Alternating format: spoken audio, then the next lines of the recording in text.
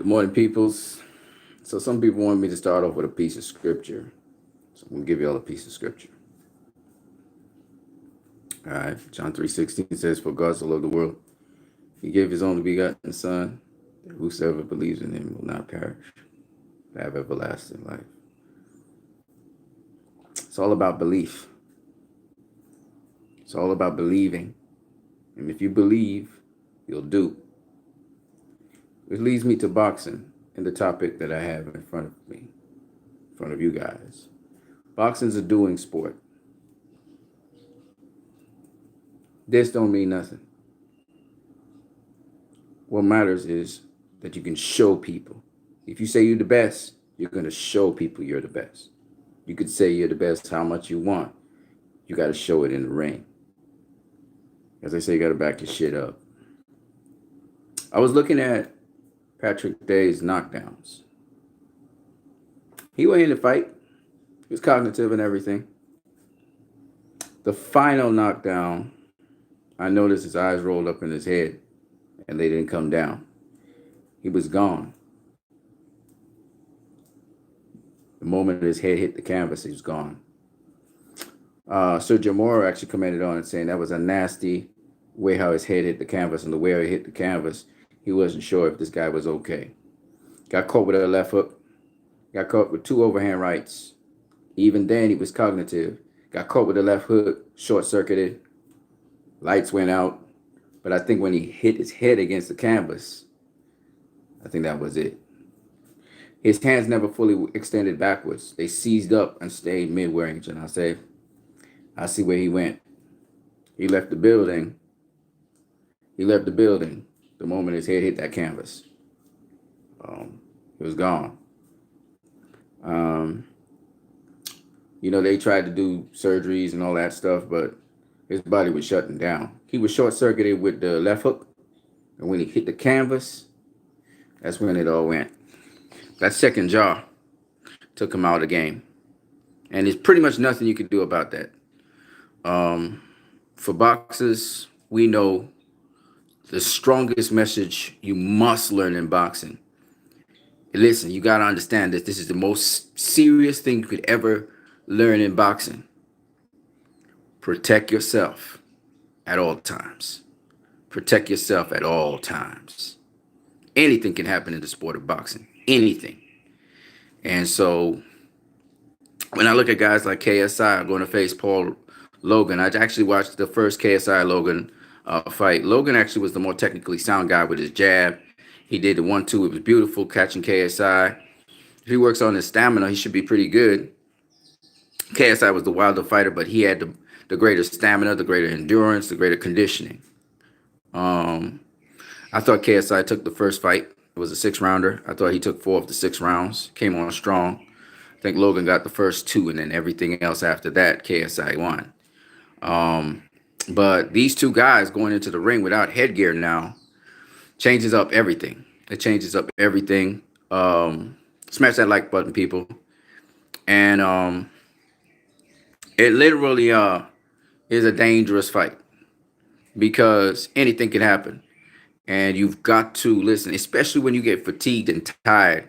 You got to fucking protect yourself at all times. You got to be able to protect yourself at all times. In the fight with Patrick Day versus his opponent, he was in the fight. He got dropped 2 times. But even then, he still was cognitive. He was still fighting back. Big, strong super welterweights. These guys look like they were like light heavyweights. They were big, big dudes. Some people say dehydration had something to do with it. I don't think so. I think it's how he hit his head against the canvas after being short-circuited. So he got short-circuited with the left hook, vicious left hook, 2 vicious overhand rights. First overhand right caught him kind of like how Hagler caught Tommy Hearns on the pivot. The guy caught him on weak side, just really laced in that overhand right, wah, right? And then followed up, chased him down, and caught him with a second overhand right. Knocked his jaw, knocked everything this way. And then he caught him with a left hook that jarred him back the other way and short-circuited him. He was gone, right? He was gone. He was short circuited. The whole brain went bam and slammed it violently into the skull. Wham, right? But what probably caused a rupture and then probably short circuited him and killed him was when his head hit the canvas violently. Bam! And that jarred everything again the third time. And I think that's what took him out because his eyes was rolled up in his head. He was gone. When your eyes roll up like that, you dead. You gotta get oxygen. They got an emergent. You got minutes to live for them to pull you back. You know what I'm saying? And he already was short circuited with a left hook, and then he hit the canvas, bam. And we don't know if he hit the boards on the canvas, so his head could have smashed into the boards instead of smashing into that space between the boards. You know where the nails are in and everything, but he hit it and jarred everything out, and that was it. He was gone. You know, he left the building. Now, the beautiful part of this, which most people will not see, is he died in the heat of battle. If you gotta go as a boxer, which you prefer, Pernell Whitaker getting knocked down by a car or dying in the heat of battle? I'm gonna tell y'all. A true gladiator will tell you, I'll leave it all in the ring. And if I gotta go, I prefer to go in the ring. I don't want to go like a punk getting knocked down by a car on the road or dying in some fucking accident. They're all tragedies. But if I gotta die, let me die in a place where I feel I belong and gave me everything I've got in a ring. They would tell you that. So if there's any place that Patrick Day would have wanted to go, I know it sounds crazy, but it's boxing, doing what he loved. And so while it is a tragedy, at the same time, it's actually the highest honor. It's like a soldier that dies in battle. It's not cool that he died in battle, but there's a heroic valor behind it than being disgracefully dying in a car accident off of a DUI where you kill a lot of other people with you or something. You know what I'm saying? You know, that's a tragedy. But if you're doing what you love and you're inspiring other people and you happen to go down in the heat of battle, you're a warrior, then there's some honor behind that. There's honor because you was doing what you loved, one. Two, you knew that was one of the things that could happen. You didn't think it was extreme possibility, but it is one of those things that can happen because one little mistake leads to you getting short-circuited and that could lead to your death. One little mistake. At this level, at the highest level, there's very small margin for error. Okay? And Patrick Day, you know, unfortunately for him, didn't keep his guard up. So he got caught on the weak side with the overhand right, which started everything, which led to him being defenseless, and he got caught with a left hook leg and he went down. And defense, I keep on saying this over and over in boxing. Defense is the most important thing in boxing. And you will hear guys like Vidal Riley, you hear guys like KSI, you hear guys like a number of people saying defense is so important in boxing. Without defense, there'd be many Patrick Days in boxing. Now, they had a lot of that recently because a lot of guys are engaging more in boxing. You know, boxing's a tactical thing, and you have to be more tactical in your boxing. By the way, my boy Zvordik, I heard he went to the hospital for 2 days. 2 days that motherfucker was in the hospital. I hope he's doing well. I hope he's recovering from the fight. People forget, just because you saw a great boxing match, you don't understand how much some guys go in the hospital all the time. You know, we take it so lightly. Like, what happened with Gennady Golovkin and Derevyanchenko, Sergey? Y'all got to understand, them motherfuckers had to go to the hospital after. Derevyanchenko had stitches after. Now, these guys are tough motherfuckers, but don't get it twisted. That fight wore on both of them. All right? It's not a game. Boxing is not a game, ladies and gentlemen. I was listening to 68 because I pay attention to what 68 be doing these days.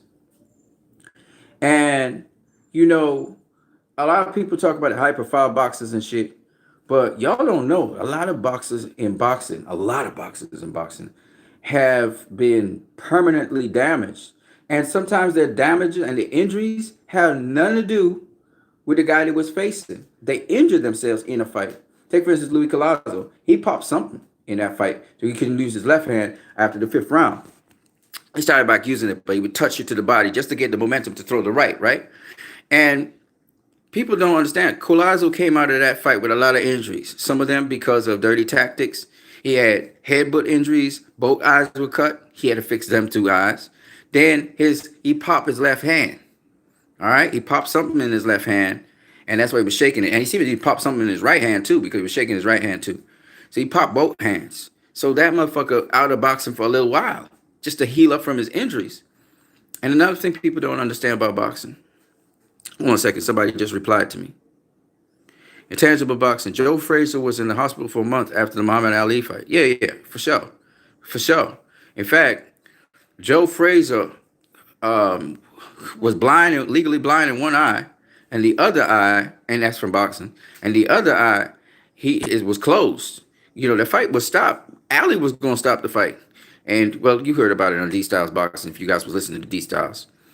But, yeah, the injuries. But we talking about high-profile guys like Joe Frazier. What y'all guys got to understand, in the low-profile boxing, the boxing in clubs, the boxing in small venues, a lot of people, man, be going to the hospital. And a lot of people also getting injuries outside of just the fight. Sometimes a guy pop his rotator cuff. In fact, the boxing junkie, he could tell you about that, how he hurt his hand. A lot of injuries in boxing, and guys' careers have to end. And that's their bread and butter. That's how they eat. You know, it's a lot of things going on. You know, at the highest level of boxing, guys get paid, but it's not so all the way through. Boxing's a tough sport, man. You know, if you can get a face a known name in your career, you've established so much. You've done so much in the sport of boxing, even if you get your ass beat by them. You know what I'm saying? And ass whoopings happen all the time in boxing. All the time in boxing. All the time in boxing. If you can't take punishment, get the fuck out of that sport, because you're going to get some punishment. Everybody has gotten a bloody nose in boxing. Everybody. Everybody know about getting cut over their eye. Everybody. Mayweather, everybody. Everybody has had a busted lip in boxing. Everybody. So, you know, if you think you're going in a sport where you're going to come out squeaky clean and you're not going to get touched, you're going to get touched in boxing. The question is, can you keep your defense tight enough to survive, to make it all the way to the top? So when we look at these elite boxers, they pay their dues. All right. A lot of them got ass whoopings, including Floyd Mayweather. Oh, he can't be touched with it. No, that motherfucker got ass whooping. He got his ass whooped at various times. Okay. Just ask Floyd about it's actually on video, actually. His sparring sessions with Paul Spadafora. And everybody's like, you know, the code. Why did they break that code with Paul Spadafora? Nope. They released the footage, man. Floyd didn't have a problem with it. Spadafora beat that ass. Beat that ass so bad. Paul Spadafora beat Floyd's ass so bad, Floyd always stayed in shape. He learned a lesson and he stayed in shape all the time, year round. He whooped that ass so bad. Floyd was sitting down. He fell down on the ground, lying on his back, blowing. Everybody's gotten an ass whooping in boxing. Don't let nobody fool you. All right? What people don't understand is it's an extremely dangerous sport. I think it's the most dangerous sport in boxing. In the world. Because boxing is not a sport where you could tap out. You know, kickboxing, people die in kickboxing as well from injuries sustained. But, you know, the athletes you see today, they are such in tip-top shape compared to the athletes of yesteryear. The athletes yesterday used to tire and shit, and you see them tired. The athletes today, man, they so well conditioned. Now they get injuries just from the power they have in their hands. Guys be popping their arms and shit, you know, because they so strong. You know, Deontay Wilder was talking about how he hurt his hand. You know what I'm saying? Intangible Boxing says, what will happen is Terence Crawford. Hold on, I need to see this. What will happen is Terence Crawford will keep his defense tight enough against Spence. Hey, man, Crawford is a big dude now. He grew into welterweight. He is a full-fledged welterweight. So I gotta say, I really can't say now. All I gotta see him is against any top tier opponent. But I watched him working on the bags with what's the kid's name? Maurice Hooker, and he'd be ripping that bag, boy. He ripping some beautiful shots on the bag. He overdid it with some of the shots, but he ripping on the bag. He's showing that he's getting bigger, he's getting stronger. Definitely now he seems to be acclimatized to welterweight after these 3 fights. So he ready, man. He ready for anybody. So it's totally different now. And then I heard he was 177. You guys were saying he said between 160 and 170. I don't know about 177. He could have said that, but I think he overdoing it there. But he ready, man. He ready, and that's good. He not heavier than I am, and I'm what 160 something right now. I'm 5'10". He ain't heavier than me.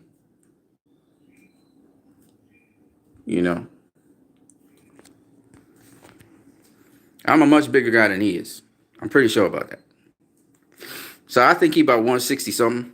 He might say he 177. I don't know about that. 177 is pretty heavy. He 5'4". He 5'8". Sorry, 5'8", 5'9". He's shorter than me. So I don't see how he could be. I'm at best 175. I'm a solid 175 when I'm full out. But I'm trying to get down to 154.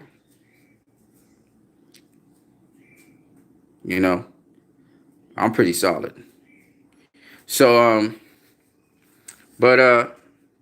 I don't look like a big dude. I mean, I look kind of big, but I'm not that big. You know what I mean? But back to what I was saying. So yeah, I think Crawford right now, he a welterweight. He filled out. It took him 2 years. He came up at welterweight in 2017, I believe it was. So it's about 2 years, almost 3 years now. He be at welterweight, so he's acclimatized to it. So yeah, I think he can handle Spence power and stuff. Yeah, defense is important. Defense is important in these fights. He'd be building strength and building power. That's what they were testing out. So I think he about ready now. He about ready now to handle those welterweights, from what I see. Still want to see him against Clarissa Shields. She also is she's big. She's solid. She big. She said she cruised around 175. She look about that. Again, she's what, 5'8" too, same height as Terrence. 75. But like I said before, these guys now they're much bigger. So, we got bigger fighters, but she's still super middle, which makes sense. She 175 is about a super middle, super middle. Well, not really super middle, because super middle is like 180. You want to stay somewhere around 20 pounds above the weight class you were in. Terrence Crawford's like, if he's 177, he way above what he's supposed to be at welterweight. To make weight, it'll be hard for him. So if he's 177, that's way too high. That's like Errol Spence. Errol Spence said he blew up too much. You gotta stay. You want to stay somewhere around. You want to stay somewhere around 20 pounds above welterweight. So you want around 167. My boy Sean Porter, he stayed at 159, 160. But Sean Porter could balloon all the way up to 200 pounds. Pure muscle. But he shrunk it down, and he stayed somewhere around in the vicinity of 147. So he a real strong 147. Very, very strong 147. Terrence and Errol was saying he need to maintain weight. He too big. He was 175, 180. So Errol decided, he can't be having weight training camps. Instead, he need to be able to get down. And you have to understand, you lose like 20 pounds worth of water. So most of your what you really losing is water mass. You dehydrate down to get down to weight. So really, essentially, your core body weight, when you take away some of the water mass, is what makes you make weight. But them super welterweights I looked at with Patrick Day, and them dudes look huge. They look like huge dudes, big, strong guys.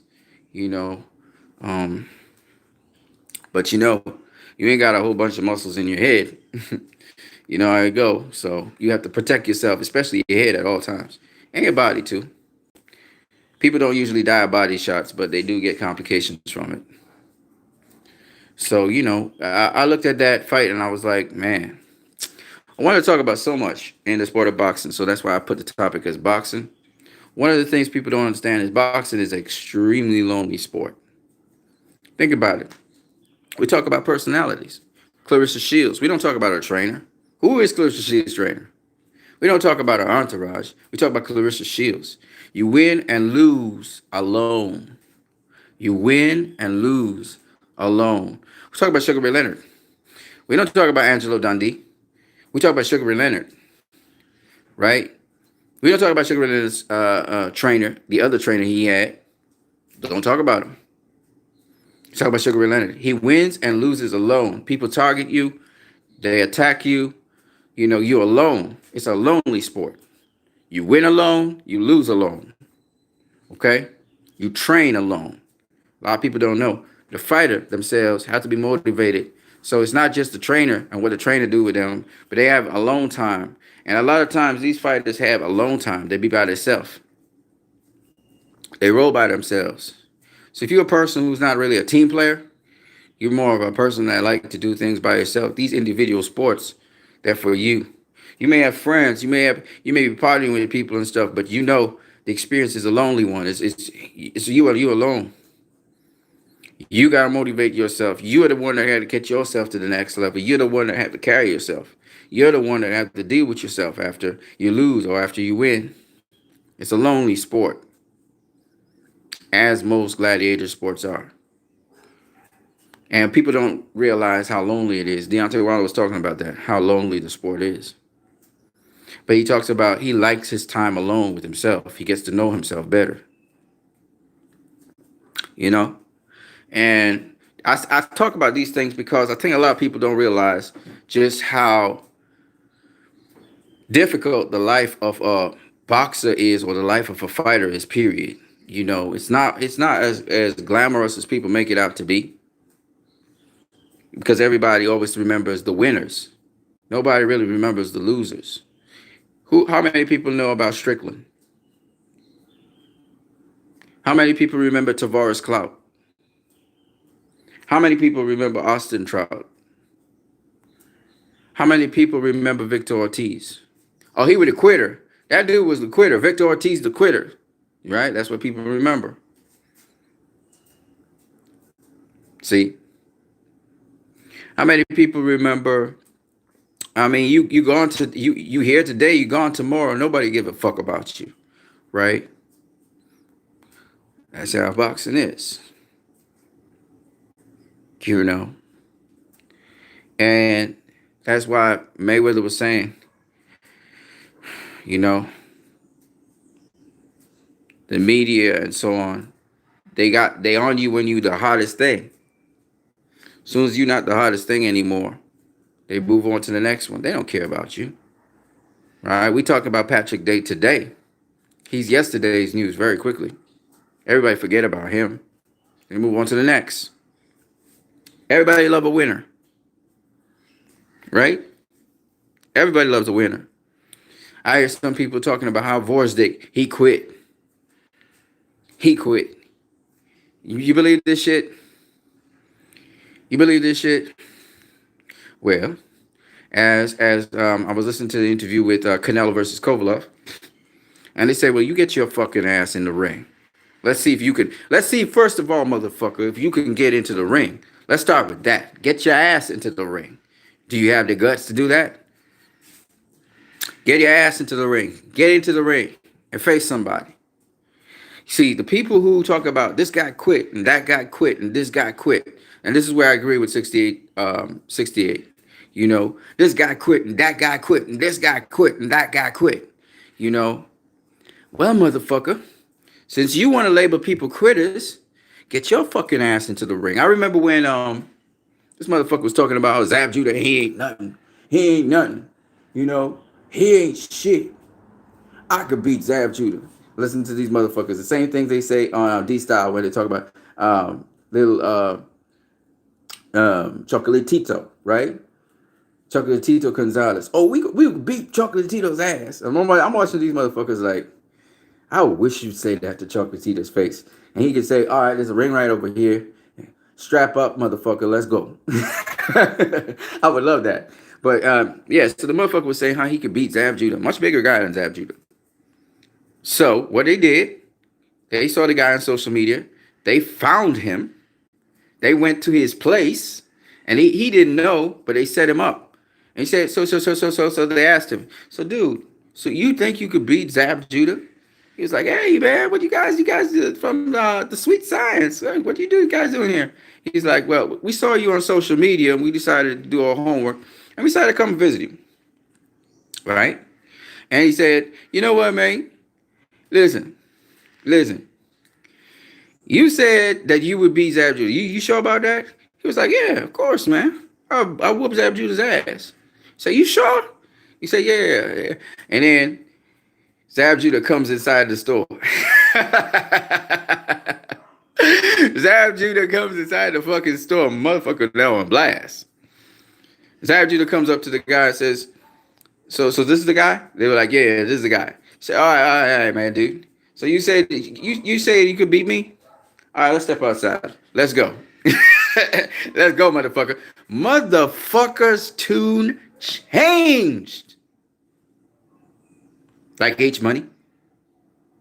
Motherfucker's tune changed. And all those confident motherfuckers, all of a sudden, that motherfucker was like, oh, no, I'm just a fan. He want a fucking autograph. Savage Judah was like, no, motherfucker, you said he could beat my ass. Let's go outside. Let's find out. Step outside. Come on, let's go.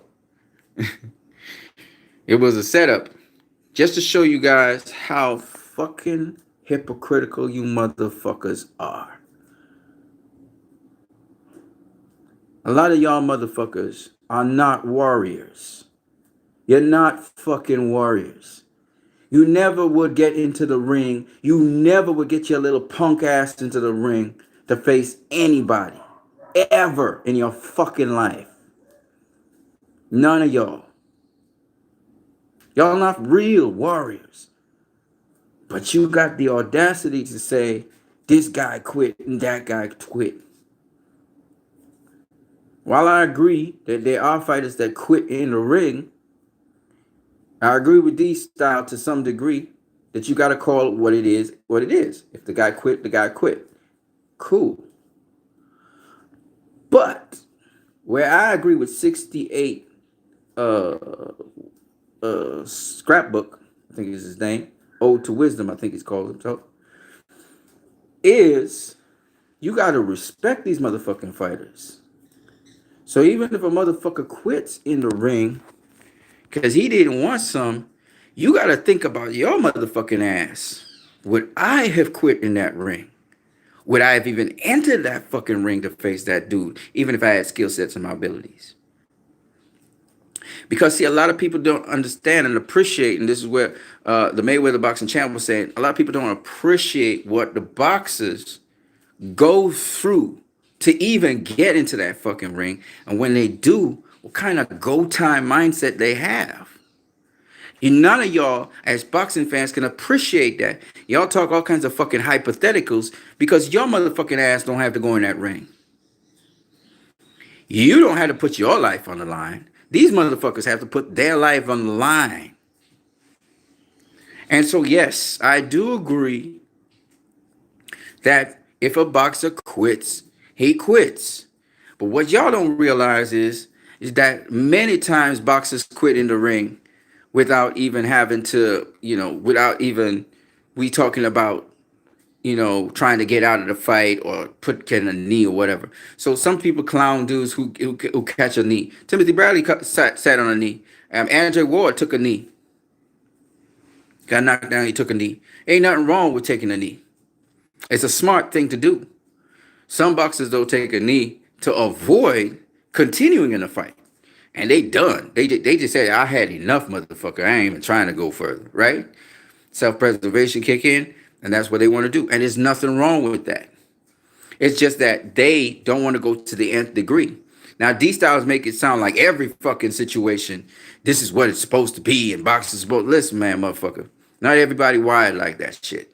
Not everybody's wired like that in boxing. Everybody got their breaking point, and it's just what it is.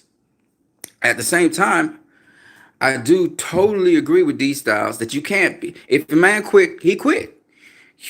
There's consequences to that shit. Fans gonna label him a quitter or whatever, and it's just what it is. You can't stop that. And that's where when people try to do social justice warriors, motherfuckers come out there and be saying, so you mustn't tell people that they quit and stuff because you don't never went through the shit. You can't say that because fans can say whatever the fuck they want to say. They can say whatever the fuck they want to say. They can be ignorant how much they want to be. You can't stop that shit from happening. But what you can do is show them an appreciation for the sport, what these guys actually go through. So that when a motherfucker quits, you look at and you assess this situation differently or separately because every situation is different. And you say, well, you know what? If it was me, my motherfucking ass would have quit too.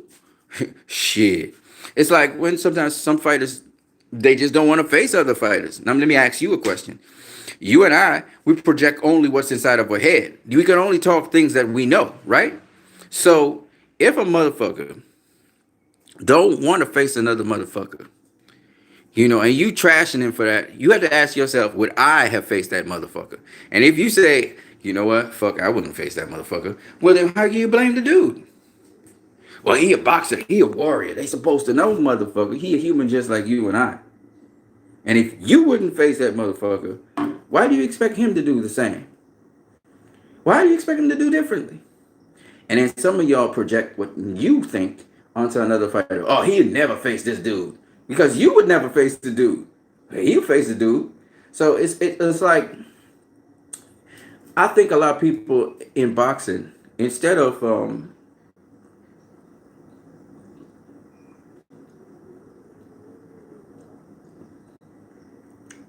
I think in boxing, a lot of people, instead of really appreciating the sport and paying more attention to what goes on in the sport, instead of doing that, what they do is they instead decide to try and tear down and castigate people because they got their favorite fighter or whatever.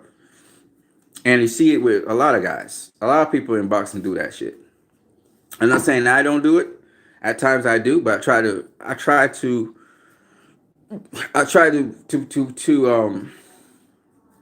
be as honest as I can because I believe in the truth. I believe in talking truth about things. I don't really care about trying to be, I make this argument for this guy and I'm gonna stick with it. No, fuck that. All right. I'm not trying to stick with no argument. I'm just trying to find the truth of the situation. And so at the end of the day, instead of people trying to look for the truth of the situation, a lot of people instead are looking to, defend their box or whatever. But at the end of the day, this ducking and quitting thing, this guy, he ducked that fighter. Well, fuck yeah, he ducked that fighter. Would you have faced the fighter? You know what I'm saying? If that doesn't validate ducking, whatever people want to say about the dude ducking the other dude, it still stands. But the point is, would you have faced the fighter? And a lot of y'all will say off the top of the head, oh, hell yeah, I would have faced the fighter. Yeah, but you ain't faced no fighter. You never faced any fighter. So you saying hell yeah, you got to back your shit up because boxing is about showing. It's not about talking. Fuck talk. Let me see you do it. That's why I said to all these fucking ass fans out here, you say that you would beat Chocolatito because he's small or whatever. I said I had to see that shit. You got to back your shit up. Like they say, you got to back your shit up. You got to back your shit up. You know what I'm saying? And a lot of people, they do this. H Money. H Money still owe me money, right? H Money still owe me money. Well, I got a haircut I got to get from H Money. He called himself H Money, but he just this. I need to see this motherfucker back his shit up. He ain't backing his shit up. It's not backing his shit up. This motherfucker everywhere, but he ain't backing his shit up. Y'all's just a bunch of fucking talkers. Y'all talk, right? I'm still following up on the Clarissa Shields, by the way, versus Terrence Crawford shit. I'm going to follow through with that motherfucker to the end. right? Y'all gonna hear me doing updates every single fucking week, okay, on that shit. Because I believe in you have to see it to believe it. Some people, that's why I show you guys what I'm saying. I don't talk it because I see the reaction. Every time I talk something that is really truly boxing, and I'm talking pure boxing, these motherfuckers be turning around saying I'm talking bullshit. Oh, he talking what you need talking crazy talk. He talking crazy talk. So I realized immediately these motherfuckers are not going to listen to me because what I'm saying is a disconnect between them and me. They don't understand fucking boxing like that. There's a disconnect. And they always come back with the same shit. Oh, you feel you authority on boxing and all I've been saying, everything I've been saying is what the boxers say. I didn't get it. I didn't get it from me. It's what they've been saying. I'm only saying what they say. I'm only saying what the people in the business be saying.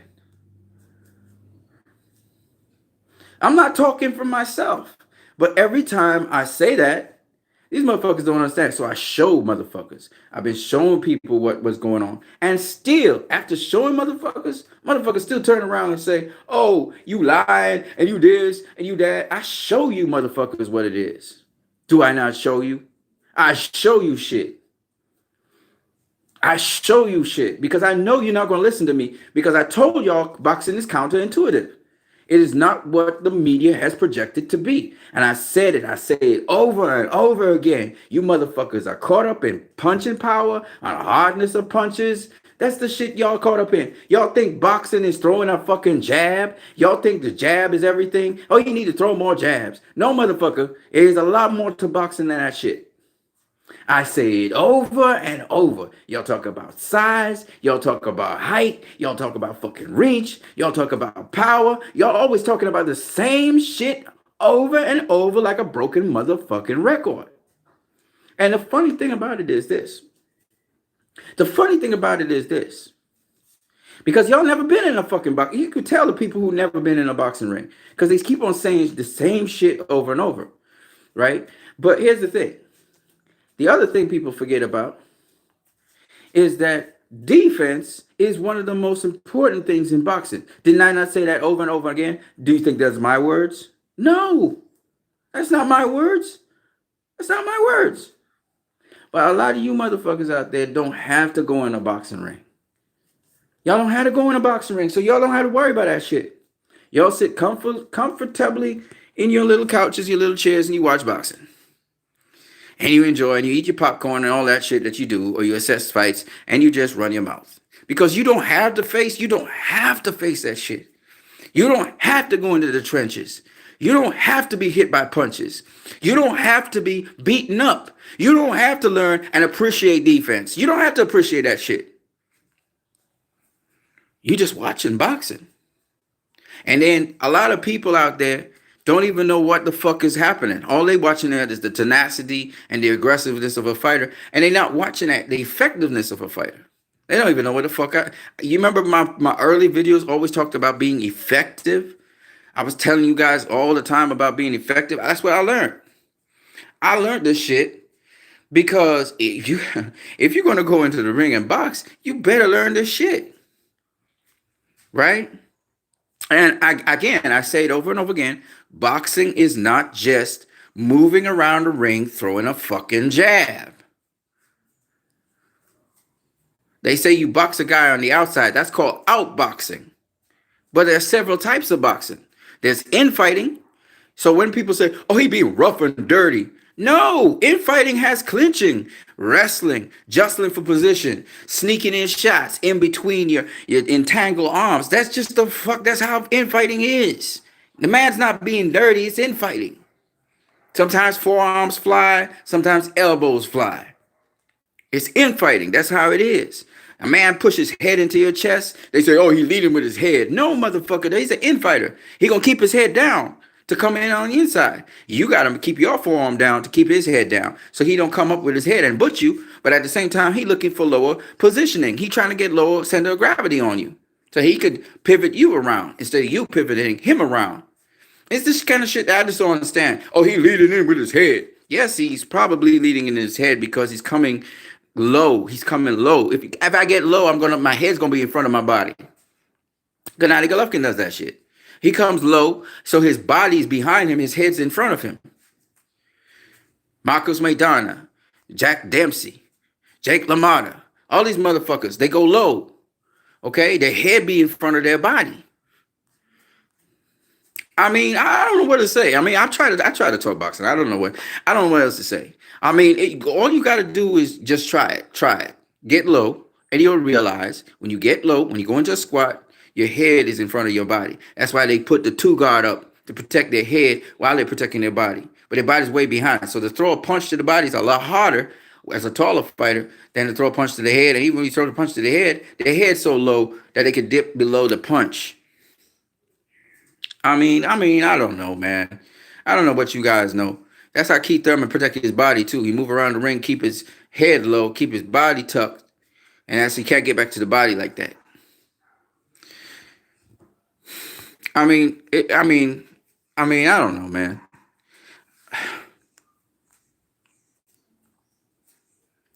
See, y'all talking about Terrence Crawford because he the best thing. I ain't hear nobody talking about Mikey Garcia, Danny Garcia like they talk about Terrence Crawford. But he the hot thing right now anyway. Is Terrence Crawford the first ballot Hall of Famer if he beats Spence? No. Of course not. No. His career not even over, man. I ain't gonna be the first ballot Hall of Famer if you beat Errol Spence. If Errol Spence goes on to do great things in boxing, yeah, sure. And becomes a legend in the sport, yeah. But if he could beat Manny Pacquiao, that would be a good thing. That would help his chances. Come on, man, guys. You know guys have to accomplish a lot more than that to become first ballot Hall of Famers. But their careers are nowhere near finished, so you can't really say anything right now. They got a ways to go, all of them. Tangible Boxing says, why is every single example analogy of yours about Floyd Mayweather? What are you talking about? I'm not quite sure what you're talking about at this point in time. I said so much. Hybrid95 says, I haven't been on here a while. Is this honestly the narrator right now? The guy didn't quit. Duran quit. Regal quit. Khan quit against Khan. Gvozdyk fought until the ref waved the fight off. Some people actually are saying that he quit, which is stupid, but it is what it is. He wanted to continue fighting. He got up. He stood up. He was ready to go, right? But of course, there are different levels of quitting. Like, for instance, a guy may disengage from the fight, and now he's just trying to survive. But to me, Gvozdyk was trying to fight to the very end. I don't think he quit at all. But Guillermo Rigondeaux quit. Nicholas Walters quit. You mad that Nicholas Walters quit? Some people were mad that he quit. He should have gone on his shield. But hey, different fighters quit for different reasons. You know what I'm saying? I'm not mad at nobody quitting, because I ain't in there. You know what I'm saying? Intangible Boxing says, give me a good bag and I'll whoop 4'7", 82 pounds chocolatito. Give me a good bag. What is that? Money? Intangible. First of all, are you even healthy enough to beat this dude? I ain't coughing and shit on the phone on your feeds, man. And you be like, dude, don't even go there. You ain't whooping nobody. You do understand that dude is 130 pounds of pure muscle, right? Listen, here's the thing. Let's put it this way. A Rottweiler, right? A Rottweiler is much shorter than you, much lighter than you are. You gonna whoop a Rottweiler's ass if it's coming full tilt at you? You ain't whooping no Rottweiler's ass. Okay, Chocolatito is a Rottweiler. You gonna still whoop his ass, right? Dude. Y'all not being realistic. Y'all ain't whooping shit. Y'all gonna get whooped up. And that's if Chocolatito go easy on you. He could knock you out with one punch. One fucking punch, he knock your ass out. James Ali Bashir, they allege that Claressa Shields' brother knocked his ass out. Guess how tall Claressa Shields' brother is? He a short motherfucker. He's shorter than Ali Bashir. He's a short little dude. He's compact, but he's short. If he's about 5'5", he tall. That motherfucker knocked out Ali Bashir. Okay, clean. Had him have a brain bleed and all that shit. Y'all get it tied up. Yeah, there are weight classes in boxing, but that's for boxers. You ain't no fucking boxer. He'll kill you, man. He killed me. One body punch and I'm going down. Well placed body punch. He would knock me down. Fucking Errol Spence be knocking down 200-pound guys, but this motherfucker can't knock you down on me. I'm sure you're not heavier than I am. I'm 160. What am I now? 165, 164. That motherfucker would knock me the clean fuck out. 2-3 punches, I'm gone. I mean, if y'all really think this is, look, man, you talking about a professional fucking boxer versus someone who has never boxed in a day in their life like that. Not professionally. Dude. Y'all just tripping, man. Y'all tripping. These guys are like black belts. 12th degree black belts. It's like a 12th degree black belt facing a dude who just started karate or martial arts. I mean, that's just fucking, I mean, come on, man. Y'all just tripping, man.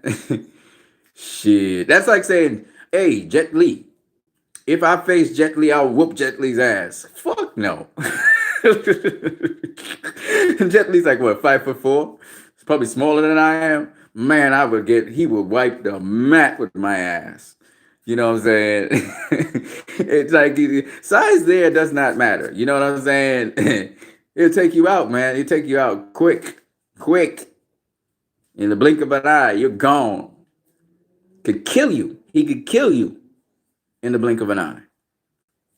All right. I did martial arts, so I was trained to neutralize my opponent, and I understand how easily it is to kill someone.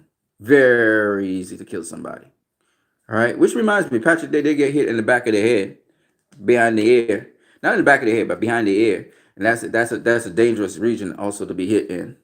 And he got full-fledged box hit in the back of the head.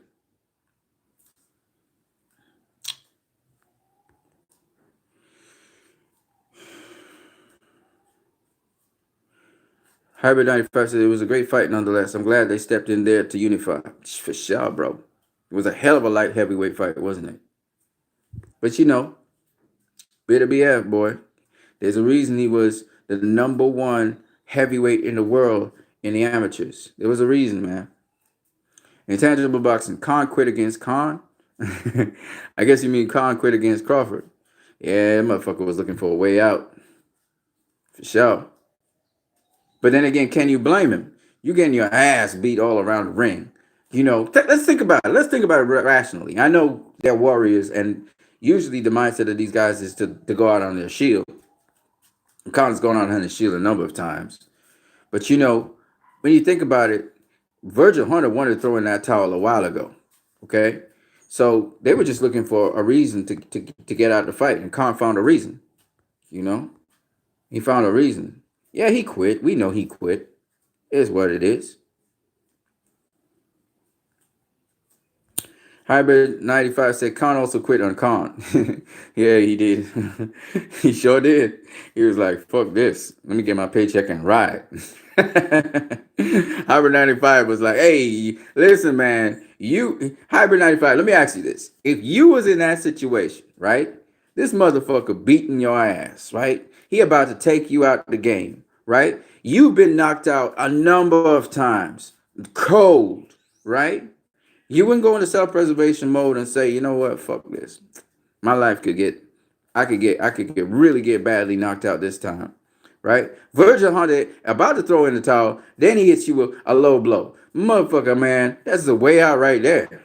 Shit, I'm take it. I don't know about y'all. Hybrid 95 says, my boxing coach had all the size and reach, still had a tough professional boxing career.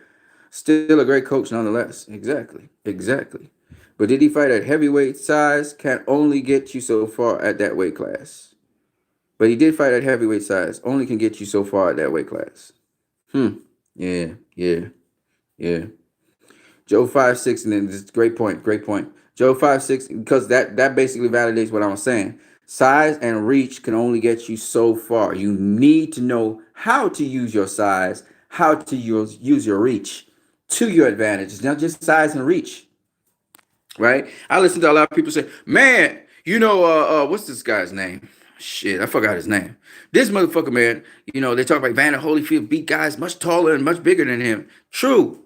But you got to remember, because he's smaller, he can use his quickness, his speed, his combinations, his small size to his advantage. So the bigger guys might have a tougher time with a smaller dude, whereas guys around his size, he may have tougher fights with those guys, you know. And he had a tough time with James Toney, for example. So it's like, a lot of times people think about size and reach as everything, and power especially. But like we say, and we all know, power don't mean shit if you can't land it. What good is it having power if you can't land it? Now, size can work in your favor if you know how to use your size against a guy. If you know how to rest your weight on him, how you can wear him down, tire him out using your size, right? You blocking punches and you keep coming forward because you're not going to get knocked back the same way as how somebody else who's smaller would get knocked back. So you can actually pressure a guy a lot more with your size. Then you can rough him up on the inside with your size. When he tried to wrap you up, you could wrestle out of the wrap easy, and then you could tag him up. And then you may be able to take punches better than he could take punches because you're bigger. So there's those kinds of things that size comes in, but you can't. Size don't mean nothing. You could be a fucking punching bag because you're bigger than another guy. It also has to do with strength, size and strength. The bigger you are, hopefully, the stronger you are than another guy who's smaller than you. So whereas Manny Pacquiao had a pretty difficult time with Jeff Horn because Jeff Horn was not only big, but he was stronger than him. So Jeff Horn was able to roughhouse him on the inside. He had an easier time with Keith Thurman because Keith Thurman wasn't trying to rough him up on the inside. Keith Thurman wasn't trying to get on the inside, grapple him, and rough him up on the inside. And you got to do that against a guy who's smaller than you. You got to be dirty and rough. So Sean Porter, for example, he would rough up Manny Pacquiao for sure, and I think he'd beat Manny Pacquiao. I can't really say that for Terrence Crawford or Errol Spence because they are more cleaner fighters. And they don't really rough up people on the inside, even though Errol Spence did hit someone. Sean Porter with a couple low blows in a row. He was like, fuck this. I'm going to show him that I'm rough and rugged. So he didn't try that shit. But I'm just saying, he really teed off on Sean's nuts, too. And Sean fought through that shit. I was like, wow. Sean was undeterred. He was really focused. But I'm just saying that, in boxing, you have to understand how does your size, how does your reach work to your advantage? Using your reach, you need to have the proper footwork to be able to use your reach properly, right? Otherwise, this motherfucker was going to just sidestep you, and he's going to go around your reach because they can do that. You can go around a guy's reach and get to him, which means you must be able to cut angles really well. So you're always facing your opponent. That's the only way your reach is going to work. I'm just saying, right?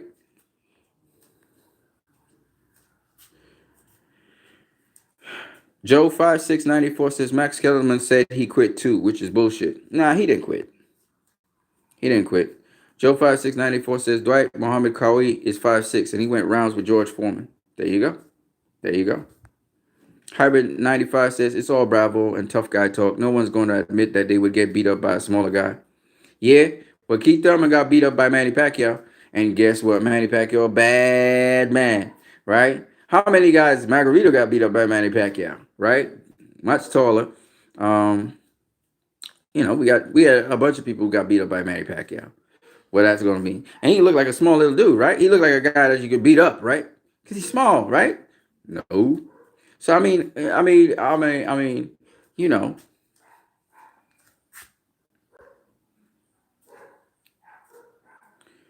Do you know the art of fighting without fighting? Are you talking Bruce Lee talk now? Yes, sir. That's cool. Yeah, that's the thing. The art of war is all about getting your opponent off guard, right? So the art of fighting without fighting, yeah. Hybrid 95. Me personally, I would have took a dive in the first round to get my money and go home. Yeah, but you probably wouldn't get another fight though. But you would be like, hey, shit, man, I bagged that shit. 1 point something million dollars. Man, the first time you know what? I'm with you on that one. But we won't get the big fights. But nonetheless, it's shit, dude. As soon as that guy touched me on the chin, I'm eating that canvas. You'd see the greatest acting you ever seen before. And there are boxers who took dives like that shit. You know, and some of them were just so terrified that the man just touched them, and they was like, you know what, fuck, I need to get this paycheck. Hybrid 95 says, I'm going out like Rocky Fielding and celebrating with friends and family afterwards. Rocky Fielding, he took some liver shots though. Tangible Boxing says Evander Holyfield's roid supplier gave him tremendous success. Not his speed and combos. You should find that dude. Ooh, take a dive like Andre Durrell. Yeah, Durrell, he really over dramatized that shit. He was like, oh. That is funny, man. Hey, but it's a gladiator sport, no doubt about it. And most guys, fuck no, I ain't going no rounds with Deontay. Y'all tripping. I remember when Winky Wright and Hasim Rahman, right? So the interviewer asked Winky Wright, "Would you face Hasim Rahman?" And immediately Winky Wright says, "Fuck no." Look at that dude. He's much bigger than I am. I was never gonna face him. You know what I'm saying? That's being realistic. There are other fighters who would say, "Fuck yeah, yeah, I would face him. Of course, I'll take on anybody. I beat everybody." They're actually boxers so they're different. There are different levels of quit, as people like to call it, quit. And people don't really think about it. There's a level to which people won't go. Like for instance, people talk about boxers quitting, but there are just certain things boxers just wouldn't do, right? And everybody's like, this fighter or that fighter or whoever fighter, they quit. Man, come on, man. Victor Ortiz, there were, I think, 2 or 3 fights where he got hit on the chin and he was senseless. And people didn't realize he was knocked out. The motherfucker was just staring at space like this. The motherfucker was knocked out. All right? He still looked like he cognitive, but he out, And people just don't realize that there are times when boxers just look like that. You know what? Victor Ortiz was the same. Not Victor Ortiz. Luis Ortiz was the same thing. Deontay Wilder knocked his ass down. A motherfucker just staring into space like this. He gone. He not getting up. He's gone. And how we know that? After the ref counted him out, the motherfucker's still on the ground, still on the canvas, just like this. He's gone. His body's strong, so he hasn't been laid out like this with his eyes rolled up in his head. But that motherfucker was gone. He wasn't gonna move. And then he came back, and when he came back, he started to stand up, and they put him back on a chair. And people don't realize that people react differently to a knockout. And just because their body's strong, they still are sitting up or standing up, but the motherfucker gone. He knocked out. And it's funny to some degree because, I mean, if you guys have ever been knocked out, you know what I'm talking about. Or you've been in a fight and a guy, he threw a combination of punches and you don't know what the fuck happened, right? You just realize, oh shit, you're either lying on the ground or you come back to yourself and you're like, where the fuck am I? It's slightly disoriented, right? It looks different when you've experienced it. I don't know if you guys have experienced that shit, but I have. It's different when you experience it than versus when you actually see it, because it looks more brutal when you see it. But when you experience it, motherfucker don't even feel. You don't feel shit. You feel a numbing feeling, and then you don't know what happened because you blank out. Your system's gone. So, like, for instance, Patrick Day, he got rocked, right? And his system, he probably had a jolt of pain, and that was it. He was gone. That motherfucker was gone. He probably was conscious, like he could hear people in the background and shit, but he was gone. He was like, tapped out. He ain't feeling shit, nothing. It's just like in this spatial daze, right? And that's what people don't realize. I don't know if any of you guys have been tapped on the chin or you've been in a fight and somebody really gave you a good punch and you really didn't feel the punch, but for the onlookers that was looking on, the shit looked terrible. They said, "Man, he tore your ass up," and you'd be like, "Okay," because for you didn't experience that shit. But for the people on looking, they're like, "Holy shit!" Like somebody breaks your nose. You know something happened, right? You know something happened. I never got my nose broken, so I don't know about that shit. But man, I got punched so hard one time that I felt it all in the back of my neck and my ear, and it was like a buzz all in the top of my head here. You know what I'm saying? It was just ringing, right?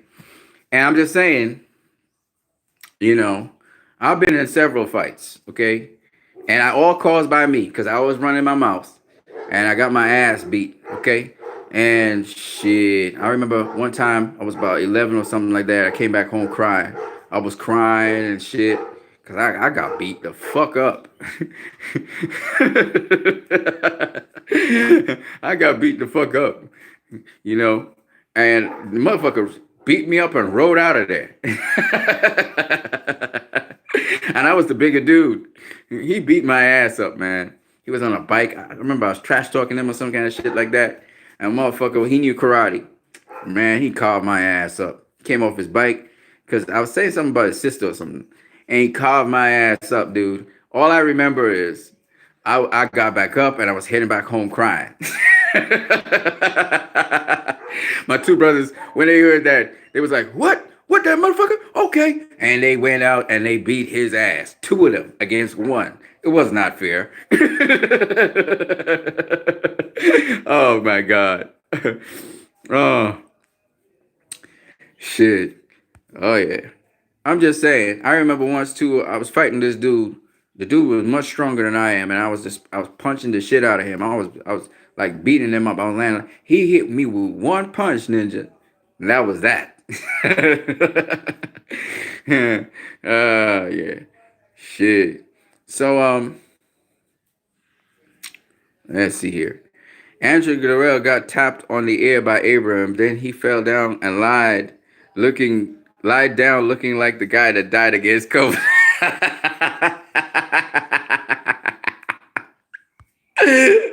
All 40 guys took a dive against Wilder. Changed my mind.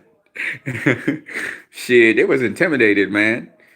You know, was that you intimidated to get hit, then you get hit, and then it was all you thought it was and some.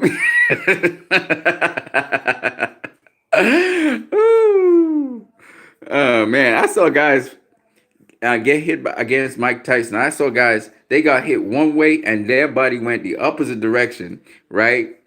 And they fell down in such dramatic fashion with their eyes rolled up in their head and shit. It's so fucking funny. You know those guys dramatizing shit. It'd be funny as fuck though. Yeah. But you know, the will to win, the will to win. So that's what I'm saying about boxing. Boxing is a sport that's different to what people think it is.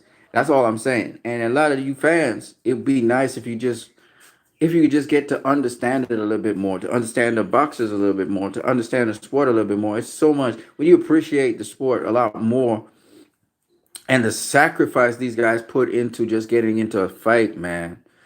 The sacrifice they put into going to, is that you going into a fight, that motherfucker gonna murk your ass up, but you still step into it. There's a certain degree of bravery to that. Like you just said, Bermane Stiverne, he knew what was coming to him. I don't know if he was petrified, because he was calm as shit, and he was going in there to engage, but he knew the power that Wilder carried. And he still stepped up like a true warrior and went into that ring, and he got slumped. He got slumped. That motherfucker got. He could have very well become an Adonis Stevenson. You know what I'm saying? He got slumped, and he's still talking with a slur. So we don't know what kind of brain damage he took. But I'm just saying, we see these brutal KOs and we don't realize just how brutal they really are. Because we don't follow up on the boxers who lost, especially. Nobody follows up on the boxer who lost. Know that they go to the hospital, they've been in there 2 days, took some serious injuries and stuff that's gonna last them the rest of their fucking life and all that shit. Nobody talks about that shit. Imagine if Brazil got up from the first knockdown. Would he have died? Shit. Fuck, man. We don't want to talk about that shit. He wanted to continue. He got back up and he was like, "Ref, let's continue." I was like, "What the fuck?" He didn't make the 10 count though.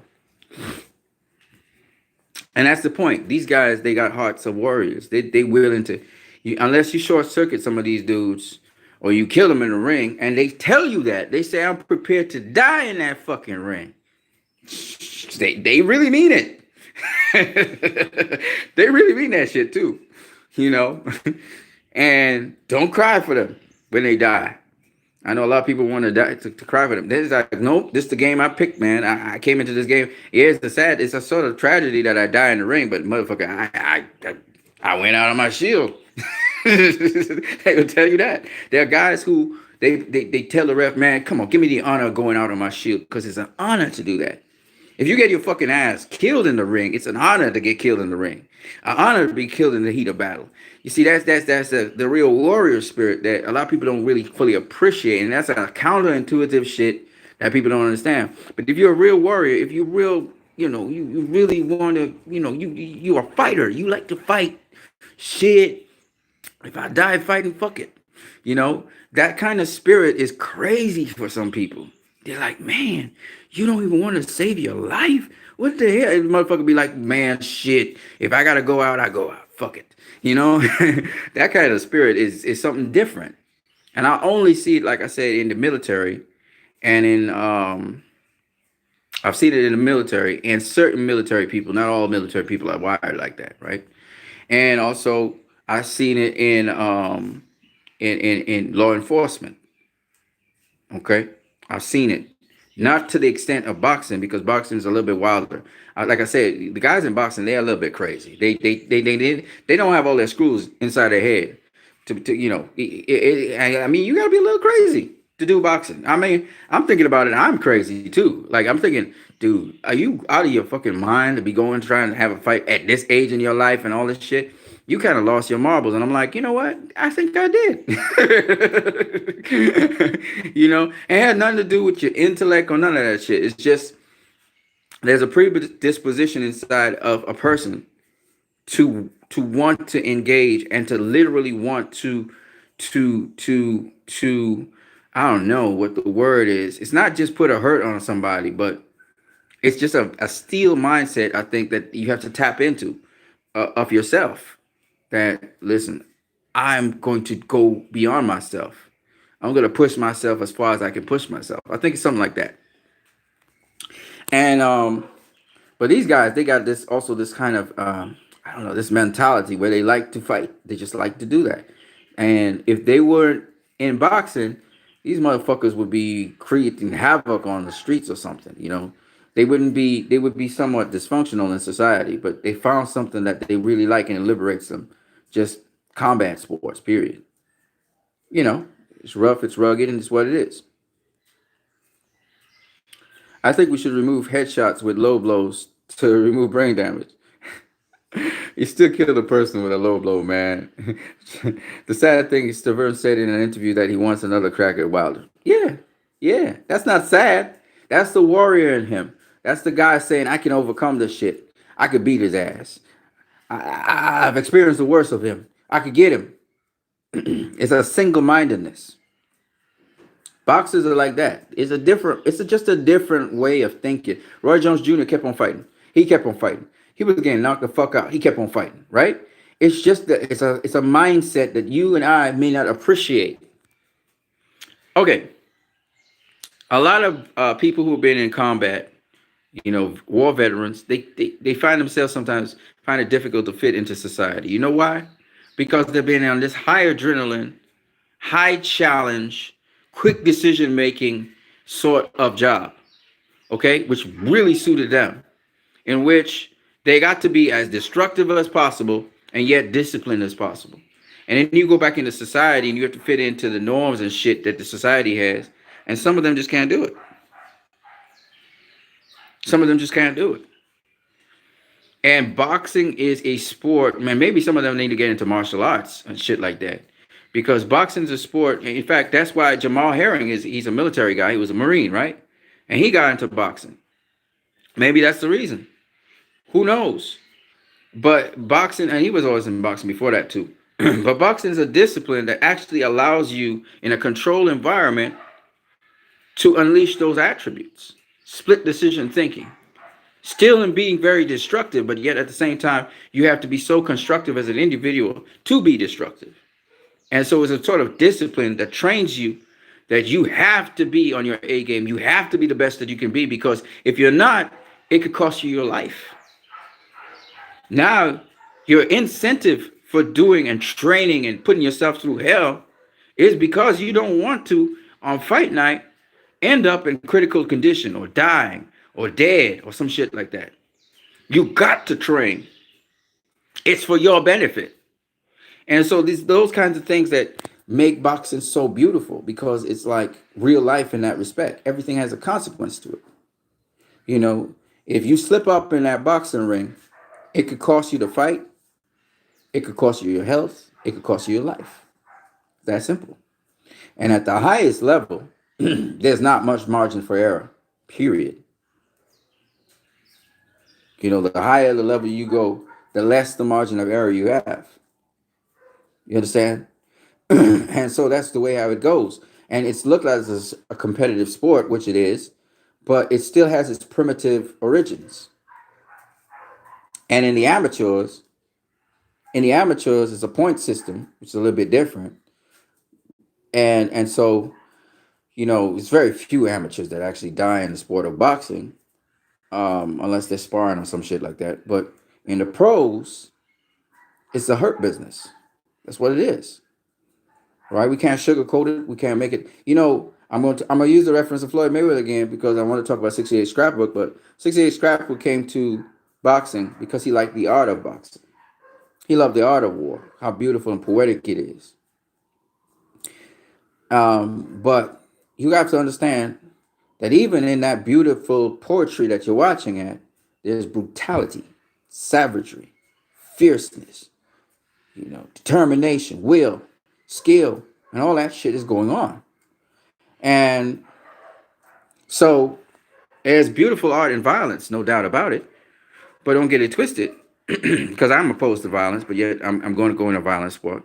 But at the end of the day, you know, it is extremely dangerous and extremely brutal. And it's only the experts who are able to do it. It's like doing a stunt, right? A stunt, you know, there are stuntmen that do stunts. You and I, if we try to do certain stunts, it could kill us. But the stuntmen know what they're doing, and there's a certain margin of error in those stunts. They know what they're doing. But it's the same thing with boxing. They're experts in boxing. The guys at the top tier, the top level, legends and so on. And they know what they're doing. So that's why they don't get killed in the ring or knocked out in the ring very easily, because there's a certain level of defense that they have. Okay. And so this is the kind of stuff that I try to talk to people and explain to them. People, don't forget you can like my videos and you can also subscribe to my channel. Thank you so very much, people, for talking. I just wanted to talk a little bit about boxing in general, seeing that in light of what D-Style said and in light of what 68 Scrapbook said. I wanted to bring a sort of balance to that equation, you know, because certain fighters are known as quitters, and other fighters that redeem themselves from being called quitters, you know. And to some degree, you could say that, for example, certain fighters, you know, certain fighters, they make excuses at the end of the fight because they did their very best and then they just couldn't win the fight. They just couldn't win the fight. So you hear them making excuses at the end of the fight, you know. But it is what it is. It is what it is. Boxing is boxing. And just because somebody get knocked out in the ring in a pro fight doesn't necessarily mean that it's the end of the world. A lot of boxers have been knocked out in sparring. A lot of boxers have, we hear rumors all the time. But even when they get knocked out or short circuited, they come back and they work. Nobody wants to be knocked out in a professional boxing match, a professional fight, because it's kind of embarrassing as well. But that's the way how the sport goes. Sometimes you get knocked out. People say it's a devastating knockout. Well, can he come back from that? Not understanding the motherfucker, but we got knocked out in sparring too. It's a part of life. It's a part of what you got to deal with. Some people, they don't get knocked out at all.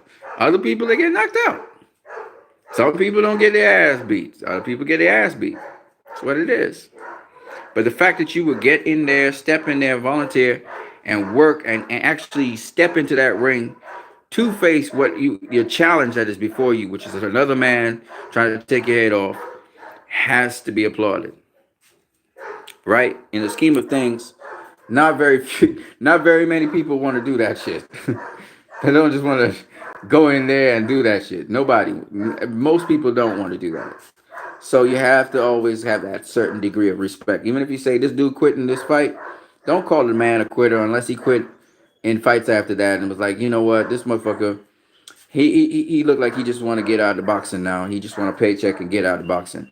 That's a quitter, because that dude now, he quit in every single fight, and it could be probably because the dude don't want to be in boxing no more, right?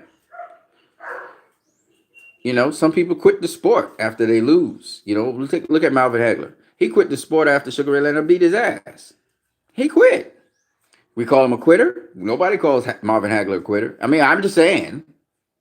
I'm giving y'all a different take on things, right? Roberto Duran quit against Sugar Ray Leonard. They still call him the greatest lightweight that ever faced on the planet, right? That's what they call him. I didn't call him that. They call him that. So I'm just saying that, there's different takes on different things. And I think that a lot of people, they try to harp on this quitting thing. Yes, some people deserve to be called quitters, right? Amir Khan obviously quit on Terrence Crawford. He was looking for a way out, right? But Amir Khan, you still can't call Amir Khan a quitter, right? You could call him a ducker. He ducked the whole entire welterweight division. Faced Terrence Crawford, but that's about it. He wasn't facing none of them other guys. You know what I'm saying? He didn't really duck the entire welterweight division, because he did face Devin Alexander, and Louis Collazo, but I mean, those are like lower tier guys. But I'm just saying that, you can't call Amir Khan a quitter because he quit against Terrence Crawford. You get what I'm saying? You're a quitter if you do it a number of times, I think. Then rightfully so, I would say, okay, yeah, he quit.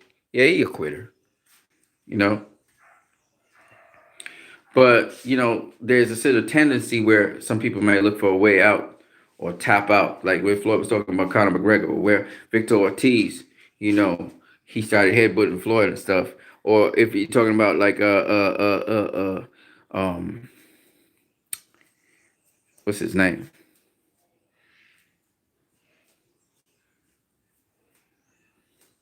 Intelligent Boxing said Edwin Valero habitually beat his sisters, mother, aunt, granny, wife, daughter, and that gave him an edge in the ring. Yeah, well, that's the thing. A lot of boxers, they're not angels. They're not saints. People try to make them into saints. Zab quits. Right. Zab looked for a way out, but the thing with Zab, though, is he gets off of his game, period. He just gets off of his game, and he gets derailed, and he's not focused, right? Since the Costa Zoo fight, he's been always off of his focus. He tried to talk about vicious.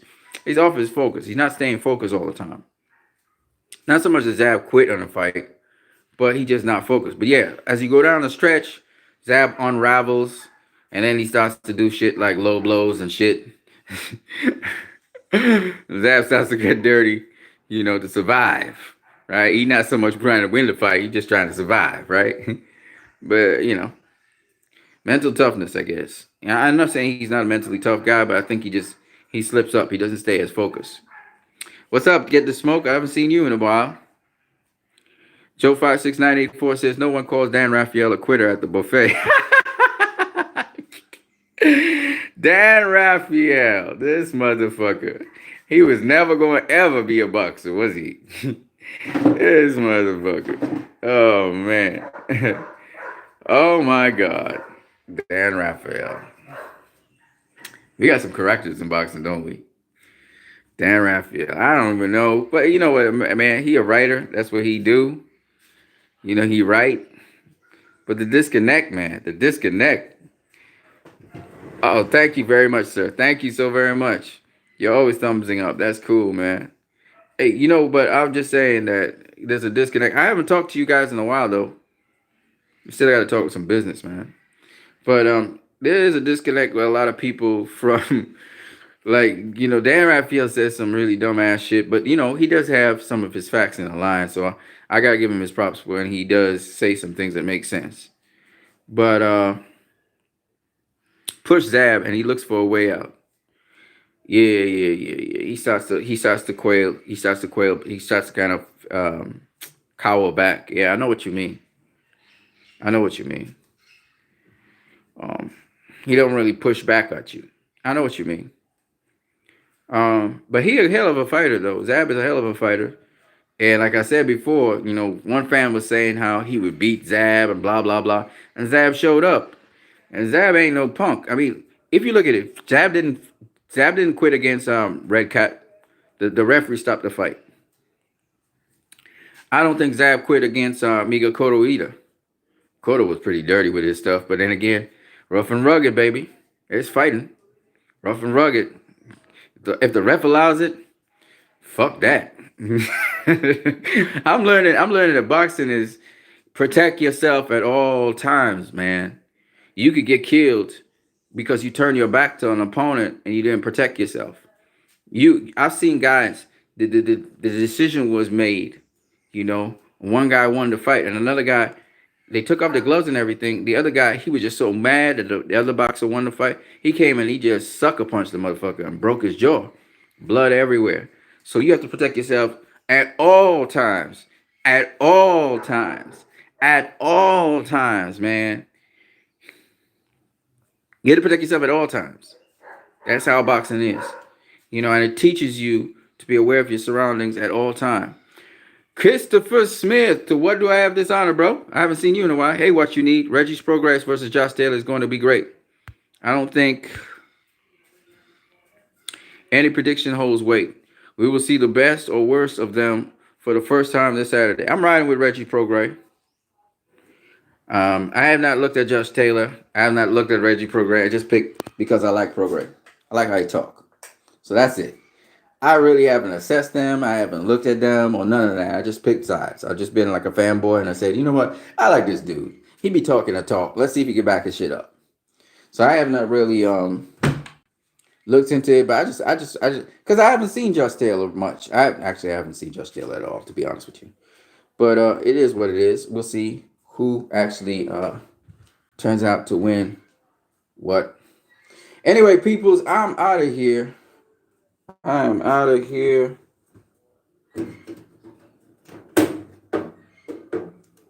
I've been talking to you guys for a good minute. Oh, okay. Oh. Woo! You're picking homeboy Taylor. I hear you, dude. If he can box at range, I hear you, man. I think I'm just picking along. I don't even know why. I'm just picking. I've seen a lot more of Reggie Progress, so I'm listening to him talk, and I'm just buying into his talk. I really don't know if he could beat Josh Taylor.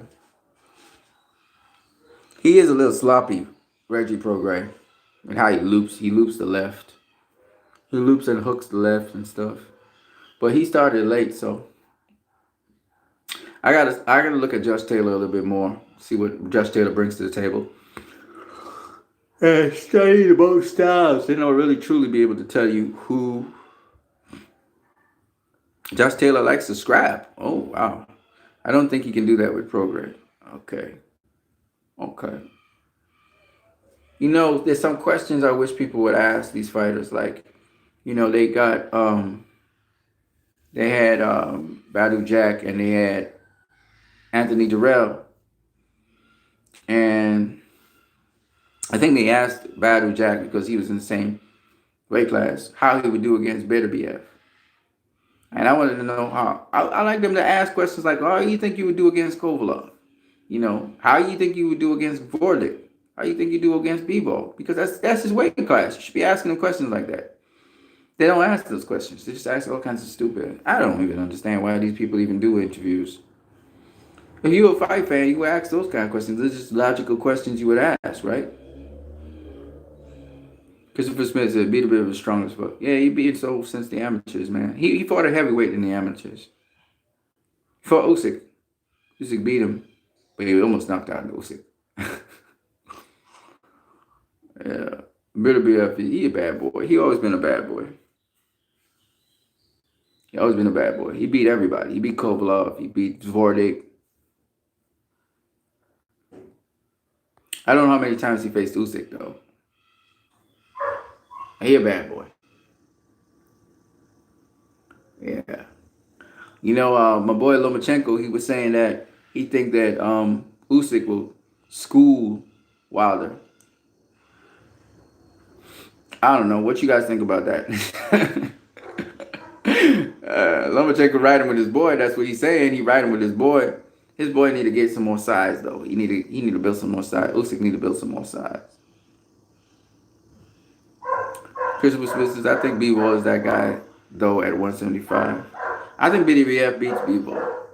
That's my thoughts. I don't know. I think BWF is smart enough. Andre Ward knows about what? Usyk? It's crazy that Sean Porter beat Usyk in the amateurs. That's just crazy. Porter got wins over Usyk. I think he got wins over Usyk and oh, Andre Ward knows Bivol? Cool. Cool. I didn't know Ward fought Bivol as well. That's cool. You know, man, boxing is so cool. I gotta go out and get some things and continue selling. But guys, those of you who can donate to my channel, don't forget you can donate via Western Union MoneyGram. For the rest of you guys out there, thank you for smashing the like button and showing some love to my channel. Hopefully, I can get you guys to call in so I can hear you guys' voices and stuff. I know you guys are real boxing fans. That's why you're here even.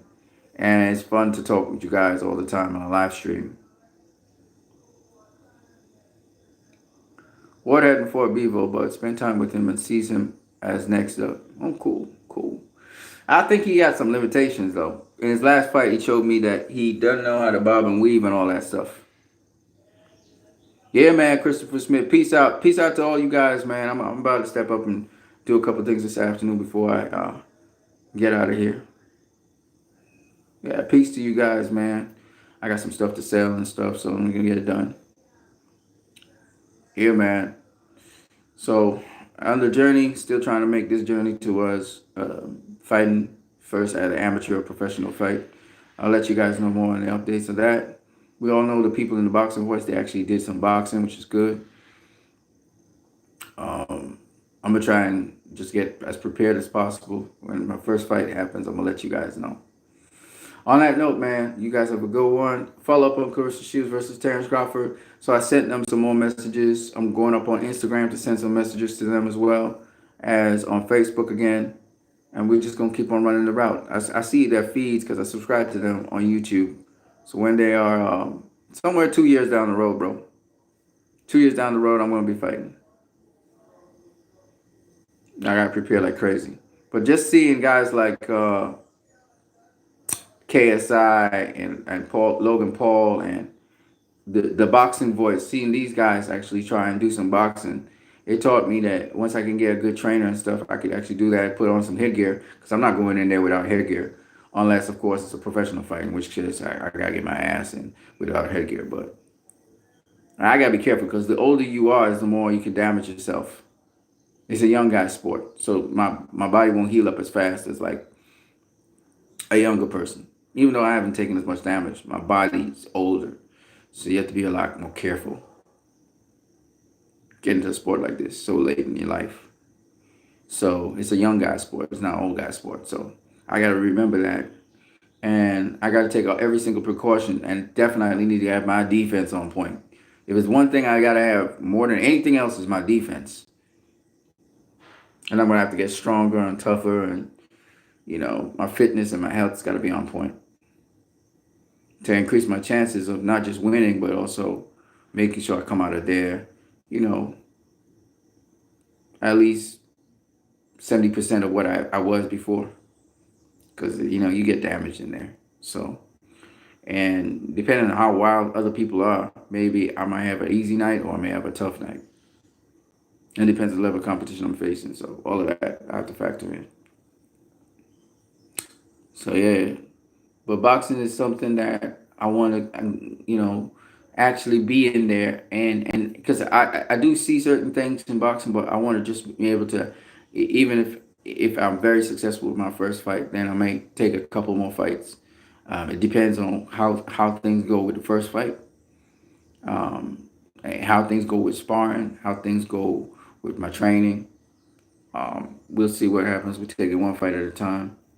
We're not trying to be some great professional boxer or great club fighter or great pro fighter, none of that. Just to get a feel of it, get an understanding of what it is to do this thing. And I encourage each and every one of you guys to do so too, go on this kind of journey. But I just say to you guys, you got to understand it's a very dangerous journey, so take your time. Don't go rushing into shit. Don't go rushing into sparring and stuff. G Funky talked about a friend of his who's into the pro boxing game and he died. And he was there when the guy died on him. So it can happen. And it can be a delayed reaction where you're taking enough punishment and something bursts in your head or, shit your back up enough and short circuits you. So you've got to be careful out here. It's a very, very dangerous sport. And it does not pay to be a tough guy. Let me tell you, it don't pay. Taking punishment is not cool at all, and you must have your reflexes. There's a certain degree of reflexes you must have that even if you get hit with a punch, you immediately react to it and you take the steam off of it as much as you can. It's an extremely dangerous sport, man. Extremely dangerous sport. So, but yeah, peace to you guys, man. It was nice talking to you guys on what you need. We're trying to work with this channel, get it better and better. I'm gonna try and clean up my face and get myself in order a little bit more so you guys can. I try to get my presentations a little bit better as well. Just videos on the fly. We're just doing videos on the fly, nothing really imaginative or anything, just talking boxing. Yeah, so I wanted to talk a little bit about boxing with you guys. The WBC convention came through. Adonis Stevenson looks pretty good. He still looks like he's still not strong enough. He still has to get some help moving around sometimes, but he looked good. He's very animated and stuff. Next fight that I'm going to break down is Canelo versus Triple G, rounds 1 to 12. And we're going to see who won that fight. But, y'all can see what I'm talking about round by round. So we're going to go through that fight. No. Actually, we're going to do, sorry, my bad. We're going to do Tyson Fury versus Deontay Wilder. That's what I said we were going to do. We're going to do that first because a lot of people thought that the fight was close. So we're going to see. We're going to see if the fight was close, right? Remember, we're not looking at every single punch landed and all that shit. No. We don't have time for that shit. We're looking at what was the game plan of one fighter, what was the game plan of the other fighter, were they accomplishing what they wanted to do? Pretty much that's what you got to look at. And that's how you know who wins rounds, right? So we're going to get into that. Effectiveness is always the key in boxing, right? People, deuces to you guys. I got to go out and get some to eat. Actually, I can stay here and get something to eat. I need to finish selling off that stuff. Okay. So that's what I'm going to do. And I'm going to talk to you guys later. Don't forget, you can donate to my channel, share my videos. And I'm going to catch you all later. Deuces.